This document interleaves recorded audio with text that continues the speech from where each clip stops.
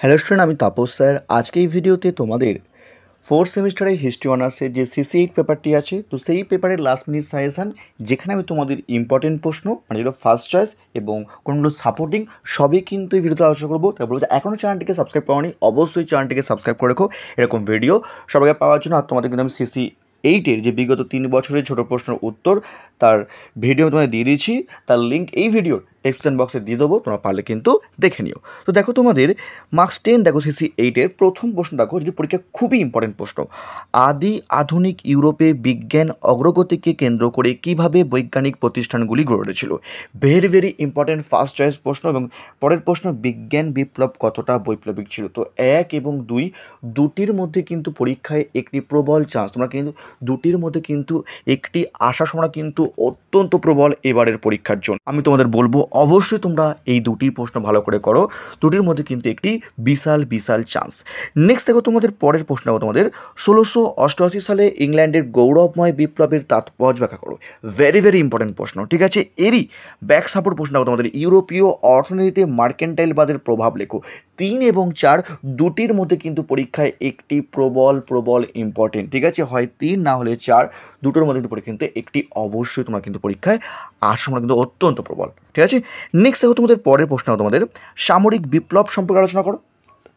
সপ্তদশ ও অষ্টাদশ শতকের ইউরোপের বিভিন্ন দেশে কীভাবে নিরঙ্কুশ রাজতন্ত্র গড়ে উঠেছিল।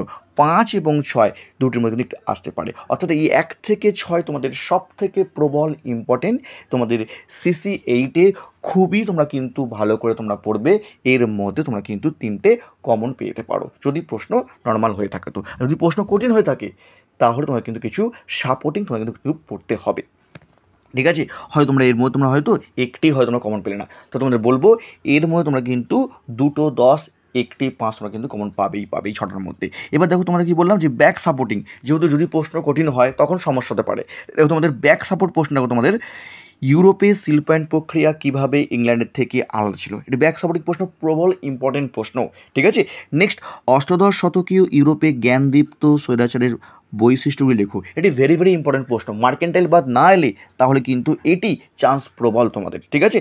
নেক্সট দেখো, ইংল্যান্ডে কীভাবে সংসদীয় রাজতন্ত্র গড়ে উঠেছিল।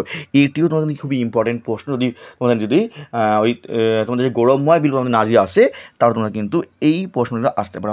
1, 2, 3 এইটা কিন্তু সাপোর্টিং প্রশ্ন, এর মধ্যে তোমরা কিন্তু অবশ্যই একটি পেয়ে যাবে, অর্থাৎ এগুলো করলে তোমরা কিন্তু অবশ্যই 10 মার্কসে তোমরা কিন্তু 3টে পেয়ে যাবে। নেক্সট দেখো তোমাদের পরের প্রশ্ন, দেখো তোমাদের 5 মার্কস। দেখো ইংল্যান্ডে কেন প্রথম শিল্পবিপ্লব হয়েছিল। ভেরি ভেরি ইম্পর্টেন্ট প্রশ্ন, পড়তে বিশাল চান্স তোমাদের জন্য বললাম আমি। আর এর ব্যাক সাপোর্ট প্রশ্ন, আদি শিল্পায়ন কি। দুটির মধ্যে কিন্তু একটি পরীক্ষা কিন্তু প্রবল ইম্পর্টেন্ট তোমাদের এবারের জন্য। নেক্সট দেখো তোমাদের পরের প্রশ্ন, সপ্তদশ শতকে ইংরেজ বিপ্লবকে কি বুর্জোয়া বিপ্লব হিসাবে চিহ্নিত করা যুক্তিযুক্ত। ভেরি ভেরি ইম্পর্টেন্ট প্রশ্ন। এর সাপোর্টিং দেখো তোমাদের ইউরোপীয় অর্থনীতিতে সপ্তদশ শতকের সংকট কি। তো এই 1 আর 2 করে আমরা কিন্তু এখানে দুটো চান্স পাওয়ার মানে পরীক্ষায় কমন পাওয়ার সময় কিন্তু অত্যন্ত প্রবল, ঠিক আছে। নেক্সট দেখো তোমাদের পরের প্রশ্ন, আমাদের মুদ্রণ বিপ্লব সম্পর্কে টিকা লেখো। ভেরি ভেরি ইম্পর্টেন্ট প্রশ্ন। এবং জ্ঞানদীপ্ত স্বৈরাচার, দেখো তোমাদের জ্ঞানদীপ্ত স্বৈরাচার পরীক্ষা আসবেই, হয় 10 মার্কস না হলে 5 মার্কস আসবে তোমাদের কিন্তু একটি অবশ্যই, ঠিক আছে। নেক্সট দেখো তোমাদের জন লক কীভাবে একটি উদারনৈতিক রাষ্ট্রের রূপরেখা তৈরি করেছিলেন। আর এর back support sir Isaac Newton, ঠিক আছে। তো এই 1 থেকে 4 অবধি তোমরা কিন্তু খুব ভালো করে পড়বে, কারণ এগুলো সবই তোমাদের কিন্তু ব্যাক সাপোর্ট দেওয়া আছে তোমাদের, ঠিক আছে। তো এর মধ্যে তোমরা কিন্তু অবশ্যই কম করে হলেও তোমরা কিন্তু 3টে পাবে। তো তোমাদের বলবো আমি, তোমরা অবশ্যই তোমরা কিন্তু 5 মার্কস তোমরা কিন্তু একটু বেশি করে করেছো। কারণ হয়তো তোমাদের বলবো, কারণ 5 মার্কসের প্রশ্ন তোমাদের কিন্তু কঠিন হয়ে থাকে, তোমাদের বলবো একটু তোমরা কিন্তু ভালো করে তোমরা কিন্তু 5 মার্কস তোমরা কিন্তু করেছো। এবার দেখো 5 মার্কস তোমাদের সাপোর্টিং প্রশ্ন, তোমাদের সাপোর্টিং দেখো কোপারনিকাস, গ্যালিলিও, ক্যালভিন একটি আসতে পারে।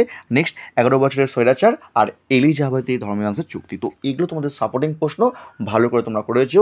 আর আমি তোমাদের যে 5 মার্কস তোমার যে ফুল সাজেশন দিয়েছি, পারলে তোমরা এগুলো ভালো করে পড়ার পর জাস্ট তোমরা কিন্তু রিডিং অবশ্যই তোমরা কিন্তু দিয়ে যেও, কারণ 5 মার্কসের প্রশ্ন কিন্তু খুবই কঠিন হয়ে থাকে। তোমরা বলবো 5 মার্কস তোমরা কিন্তু একটু বেশি করে করেছো। তো এই ছিল তোমাদের CC8-এর লাস্ট মিনিট সাজেশন। খুব তাড়াতাড়ি তোমাদের জন্য যে অন্য পেপার তোমাদের যে আছে তার লাস্ট মিনিট সাজেশন আমি কিন্তু তোমাদের কিন্তু খুব তাড়াতাড়ি নিয়ে আসার চেষ্টা করবো। তার মতো এইটুকুই, যারা এখনও চ্যানেলটিকে সাবস্ক্রাইব করনি অবশ্যই চ্যানেলটিকে সাবস্ক্রাইব করে রেখো এরকম ভিডিও সবার আগে পাওয়ার জন্য। তার মতো এইটুকুই।